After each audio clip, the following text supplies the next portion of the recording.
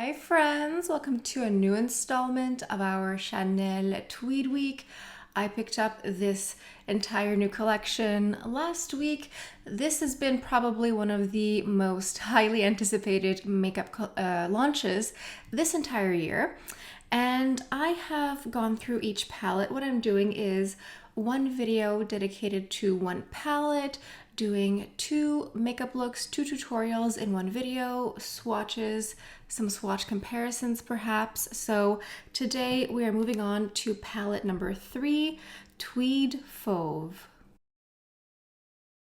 But before we go any further, let's take a second to grab our iced coffee or a hot coffee. Let's take a sip and let's get started. As you know, I have my online beauty consulting service. This is where we chat live one-on-one and you get to pick my brain about any beauty concern you have. So if you've picked up makeup recently and you need a bit of guidance, some step-by-step help, go ahead and book a session today. So I was a bit confused by this palette here, Tweed Fauve. Not confused, but out of all the palettes from the Tweed release, this one here was the one that I was the most hesitant on. The color story threw me off a little bit. So Fauve can mean like a tawny color, so it's more like this color story here. But then this looks like a brownish purple with like orangey golds. It's interesting. I think it's the most interesting color story out of all the palettes. Let's go ahead and do some swatches of this here. So here is Tweed Fauve. It's very interesting. We do get like a nice split where these ones here, I wouldn't call them like a hard matte. It's like a soft velvety matte. And then here we have more of our satin shades. Both of these feel the same texture. They are not topper shades.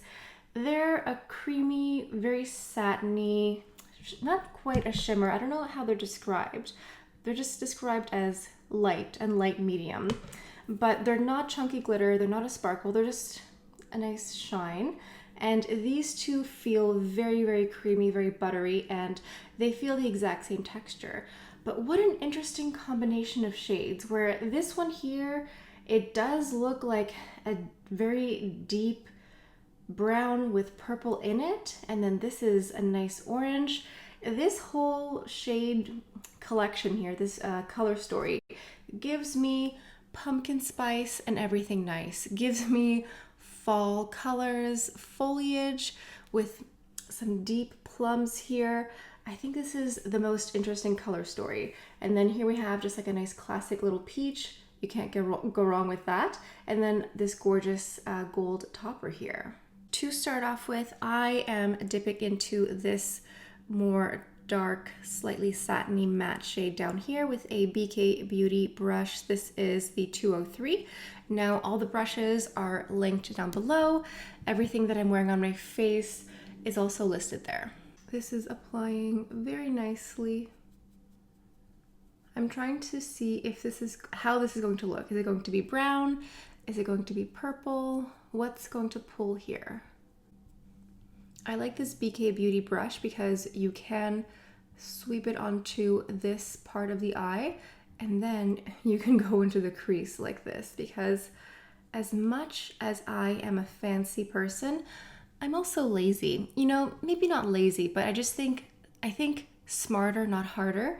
And so if I can use one brush instead of 2 or 3, I'm going to use one. I'm not even adding anything more on the brush at this point. I'm just gently bringing it up here. I think this palette has a lot of potential for so many looks. With this here, you could do a smoky eye, like lots of liner. You could pack this color on even more.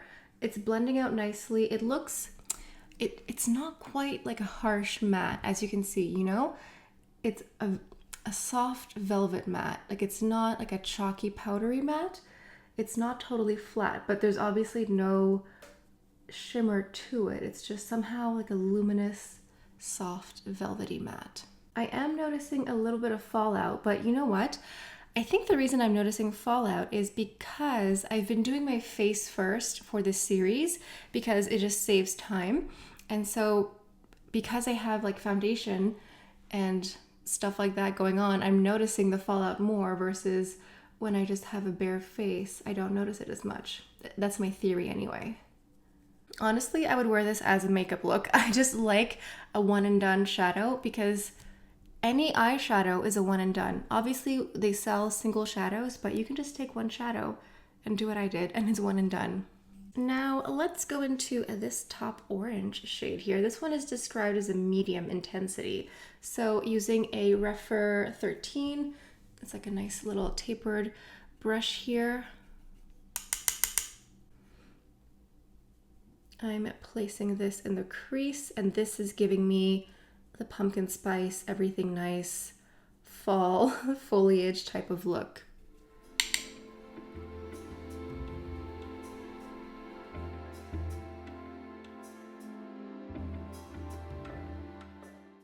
Taking a Rephr 03, it's a very fine pencil brush. I'm going only into the orange color here. And I'm tracing this under the lashes here just to act as eyeliner. And then going into this gold shade with a little sponge tip applicator. I am just going to place this on the inner corner here. I think I should have waited until I did my concealer, so I'm not going to add any more of the gold. I'm just going to wait, and then I will just like tap it into the corner of the eye because I'm going to do the concealer, and that's going to change this up a little bit. Okay, moving on to the next eye, I'm going into this peach color here with the other sponge tip applicator. And I'm just going to sweep this on here. This is just like a really pretty peach. It's very, very pretty. And then I'm going into this orange shade up here, the medium one, with a Rephr 14.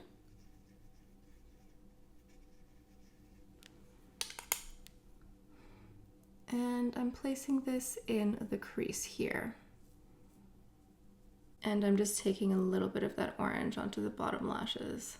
Okay, so for this palette, I think I'm just gonna stick to a classic black waterproof liner, number 88, and I'm gonna go into the Allure mascara, and I'll be right back. For my blush, I went into this illuminating blush, this peachy rose. I think this is from the spring of this year. It's a peachy rose. It's a little bit orangey, but not too orange. And I just thought it would go really nicely with this whole eyeshadow look here. And then for the lip, I put on one of the new lipsticks. This is 211 Subtle. It's a little bit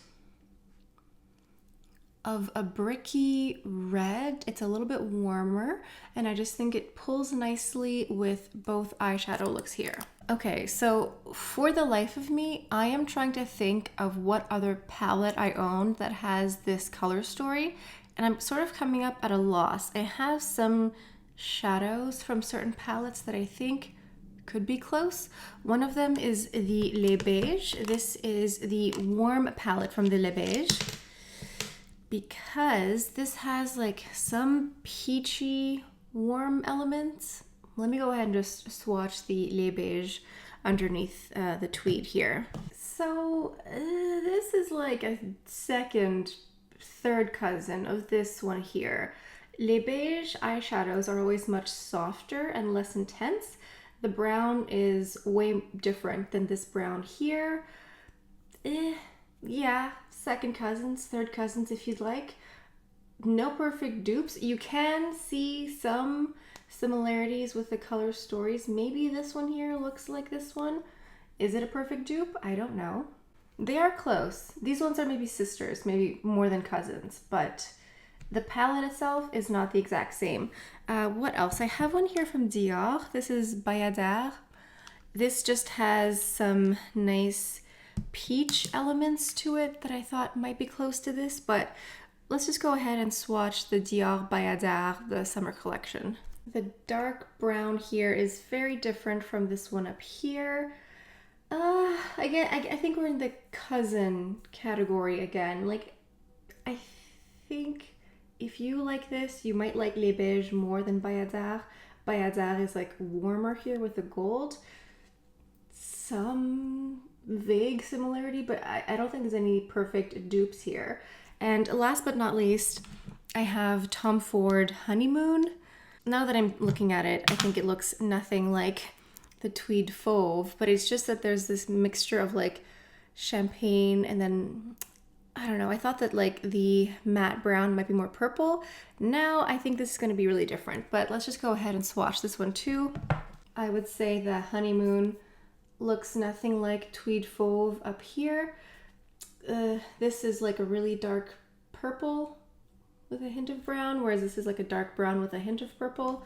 Really nothing here that's similar, but please, in the comments, if there are palettes out here that are dupes of Tweed Fauve, I just maybe don't have them, leave a comment down below because, you know, I'm not perfect. Nobody's perfect here.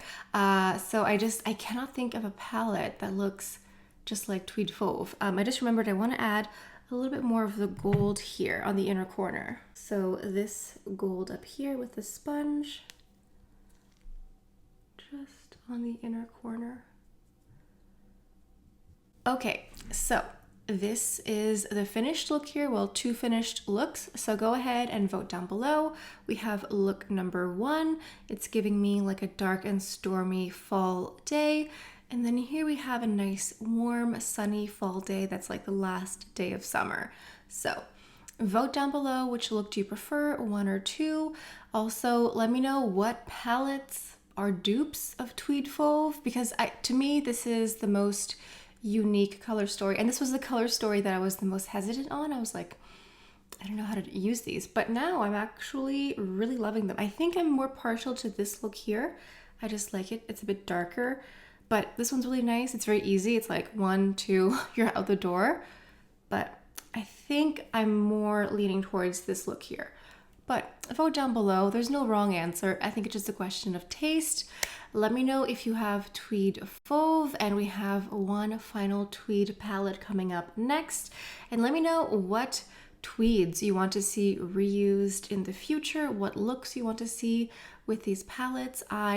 I'm so happy to share this with you because I was talking to my husband about the tweeds and the significance of the quilted fabric that matches the eyeshadow colors, and he was just like, that's nice. And I was like, I need to share this with someone, and I'm glad I can share this with you because, you know, we have the same understanding and appreciation. If you're new to my channel, I highly encourage you to subscribe, and also if you hit your notification bell, that really is a good idea because you'll get a notification when there's a new video. I do lots of tutorials. It's very helpful for you because you get to learn how to use up what you already own without necessarily going out and buying more products. So yeah, I think that's all I have for you guys for today. So thank you all so much for stopping by. Hope you have a beautiful day, and I'll see you next time. Bye.